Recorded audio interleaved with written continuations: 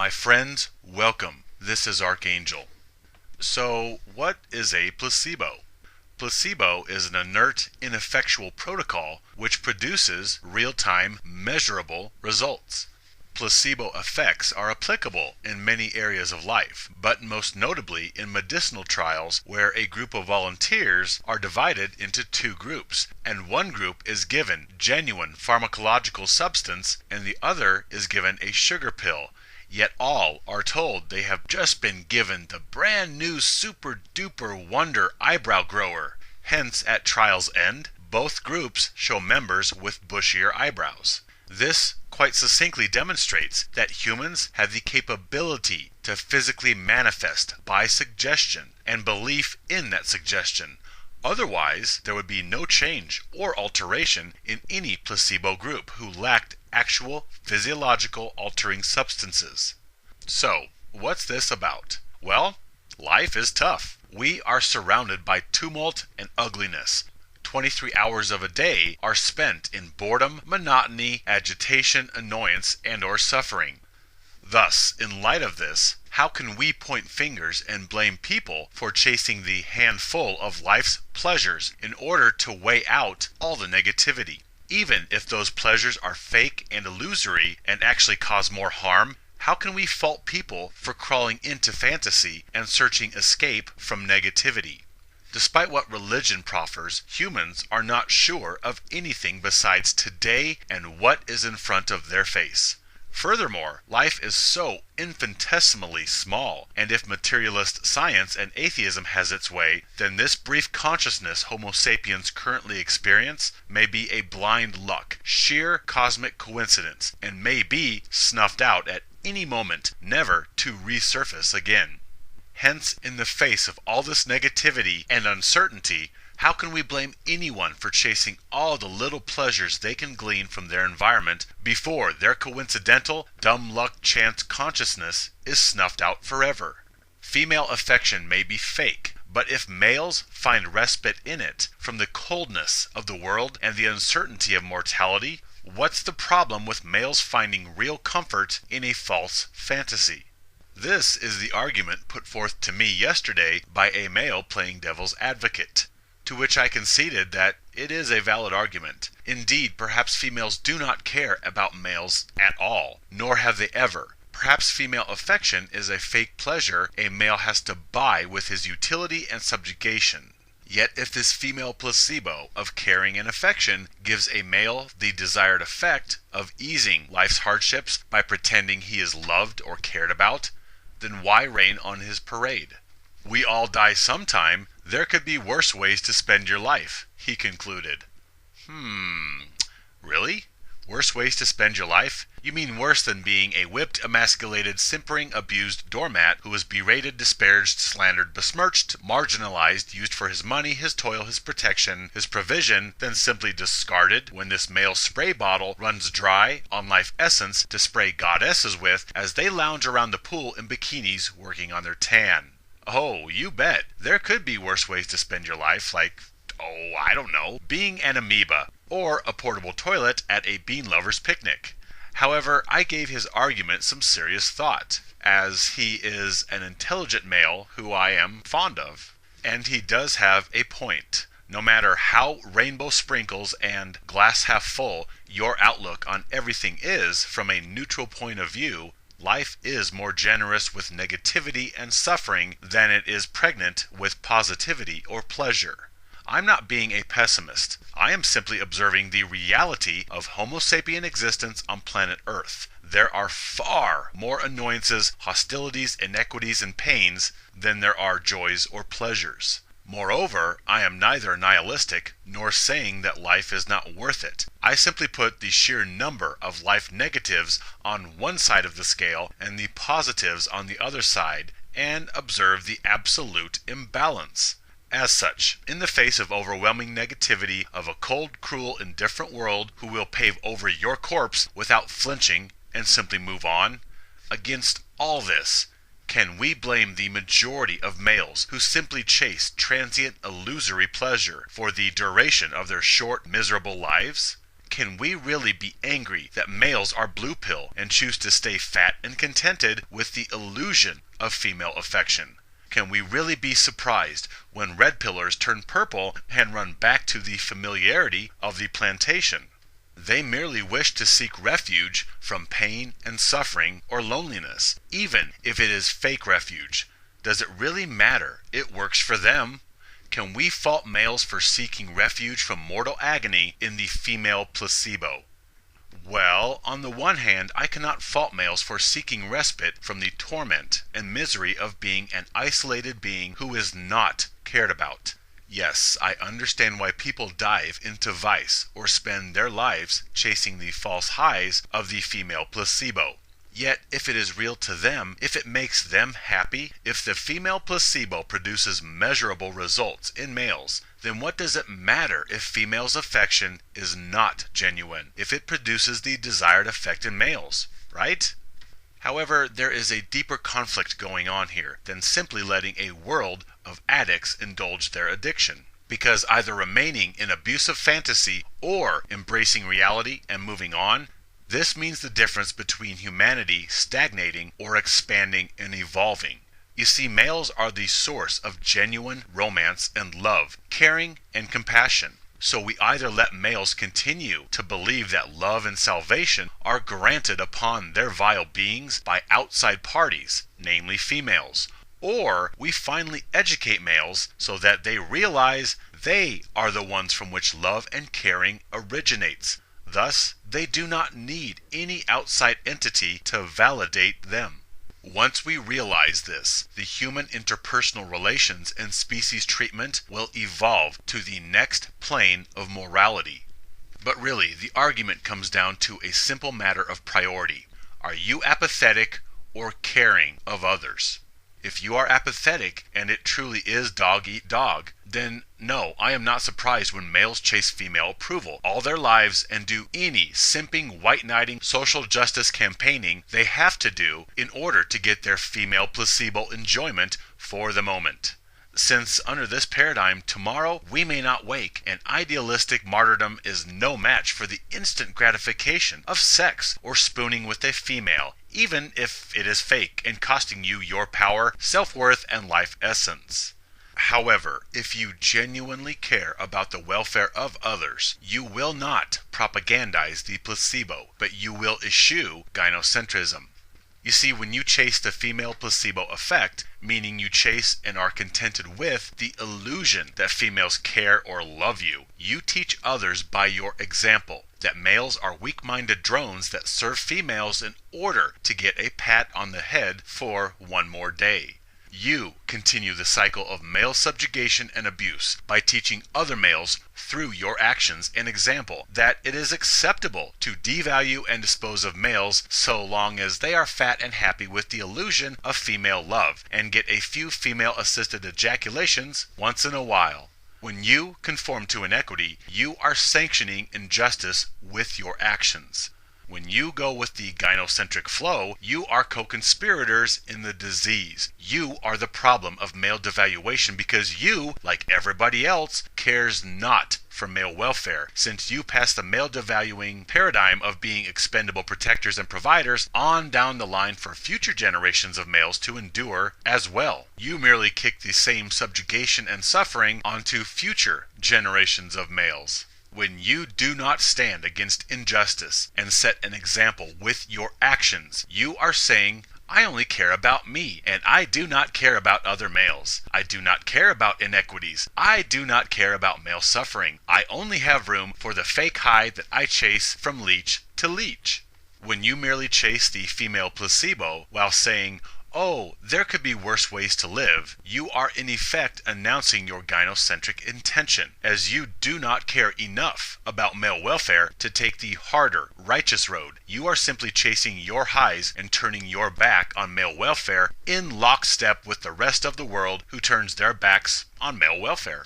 Yes, at the end of the day, your reasonings for your actions are multitudinous in origin. However, this issue is black and white, because your actions either help males or hurt them. You are either disease or cure. There it is, Point blank, you are either involved in propagating male welfare by your example, or you are apathetic addicts continuing the cycle of male devaluation and abuse, no matter what you say. You see, that is the problem. Too many males saying things, not enough males putting this fire in their actions. Too much talk and no walk. This is why so many men's rights or even MGTOW are so pathetic, because they are hypocrites, armchair preachers who hold lighters under spoons and shoot up just after a sermon on sobriety and clean living. Words are nothing. Pay no attention to the moving lips.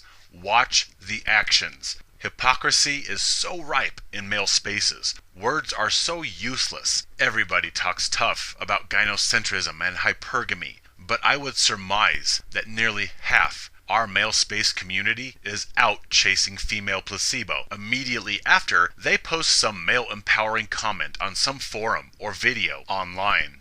Too many prospective male liberation warriors observing us from the wings. Male spaces are becoming a joke because everybody dances around the elephant in the room, which is that most males still chase female validation despite their hollow words of empowerment. Most males are disease enablers, not empowerment warriors.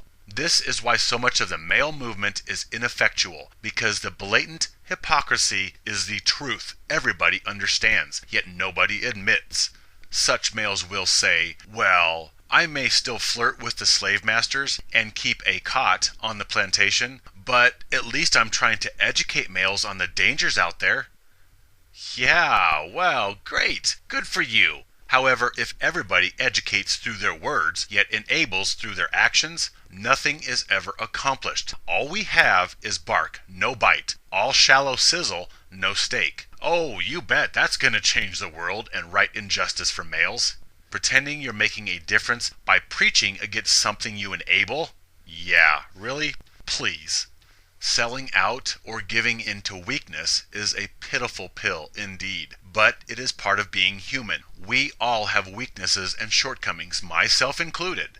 It takes the toughest of males to walk the talk. These are the males that truly care about male welfare, because you submit yourself to more suffering in order to live the example of the words that you preach. The greatest teachers throughout time have always propagated be the change, not talk about the change, then go chase tail at clubs.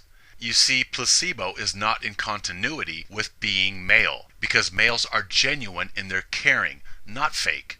So in order for males to be placebo chasers, they have to squelch their greatness and silence their conscience against injustice. They have to purposefully steer their caring of others and their desire for justice into apathy and pursuit of self-comforting false pleasure as they medicate their aloneness in this existence.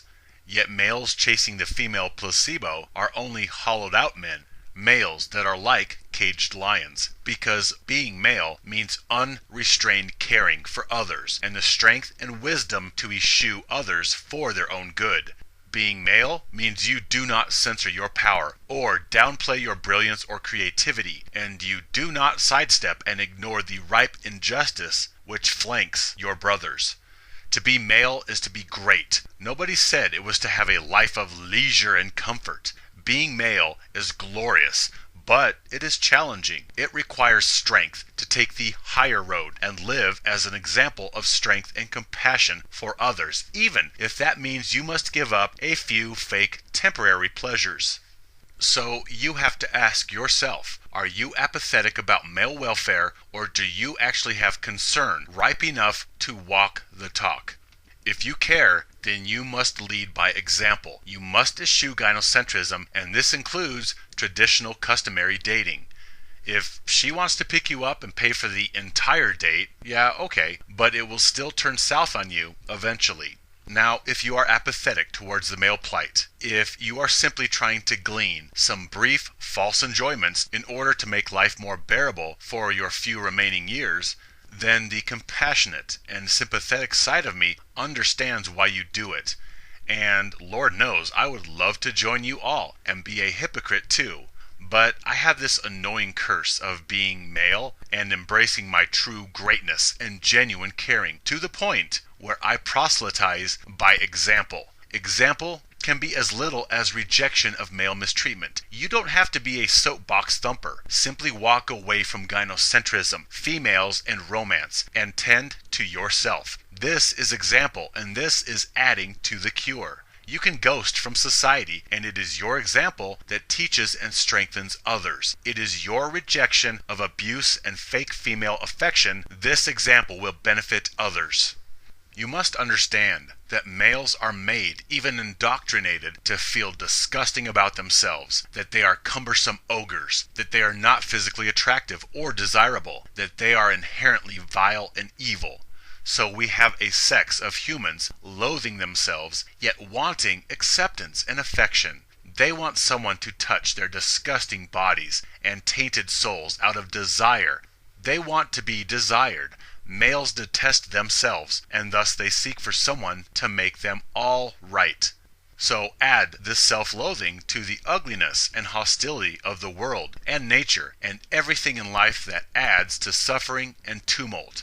And thus we have males that fervently defend their right to believe in and chase fairy tales as a coping mechanism.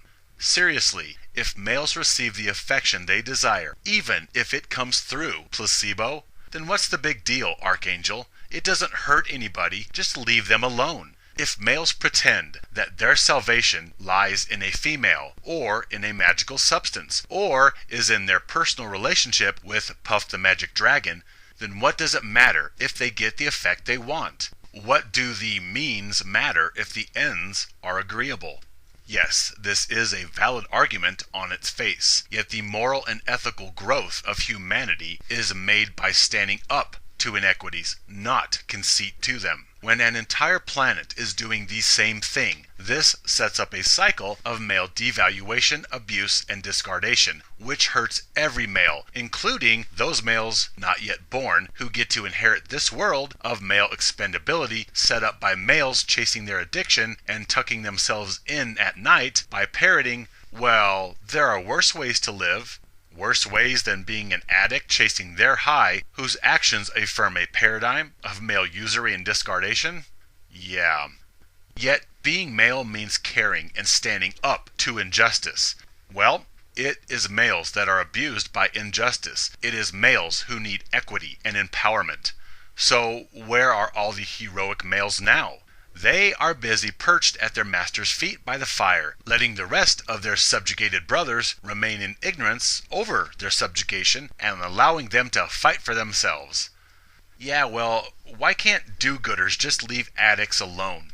I mean, why do people have interventions for folks on heroin or with drinking addictions? What's the big deal? They are enjoying the false pleasure of these things, so leave them be. Well, because others care about what the addict is doing to themselves. So what's the problem with males chasing their female addiction? Well, I also care about what males are doing to themselves and other males, and thus my intervention on two males. Because really the addict is not merely hurting themselves, but everyone around them, albeit unintentionally.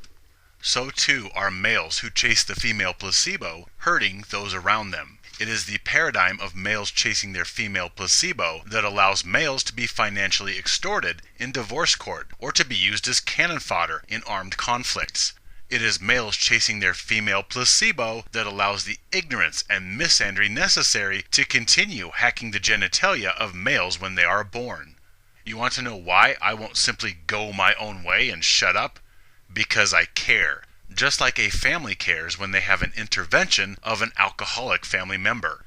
I care enough to create more torment for myself by going the high road and living female manipulation free, so as to be an example through my actions rather than emitting useless air from my mouth in the form of impotent words that speak of male abuse. Meanwhile, I still chase females romantically.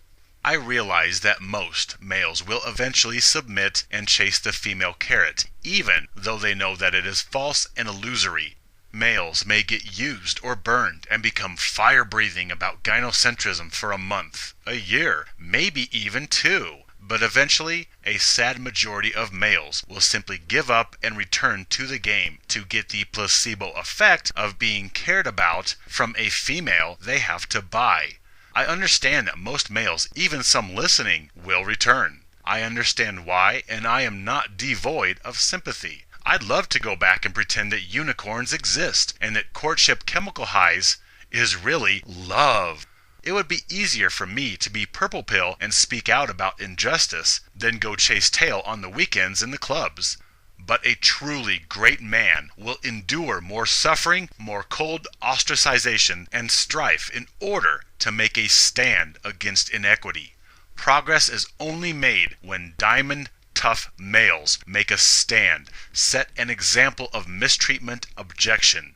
If everybody is out chasing their placebo effect, meanwhile, nobody is there to stand against inequity. Who remains to stop injustice? Again, it would seem that all humans know is today and what is in front of their face. Thus, if you choose placebo, I understand why, although you are better than that. However, if you have that rare steel to chew up loneliness and isolation and spit out gynocentric defiance, then welcome to the front, brother. Help me to awaken other brothers, and we might eventually find true affection. Not the fake illusion of affection from females, but the resolute camaraderie of awakened titans. Conceit to male devaluation and disposability is weakness. Eschewment of male expendability enabling is the titanium trigger of revolution. I stand for the broken and the abused. I do not bow to the cruelty of an existence that has no affection for males. Instead, I defy the puppet masters, and I stand as a defiant army of one amidst a sea of conformists. I stand so that the puppet masters might see I will not bow to egregious injustice. Solitary existence devoid of affection and romantic fairy tales is not easy. Yet my struggle is righteous, and I am proud that I stand for male greatness. My brothers, be proud and stand with me. Live free.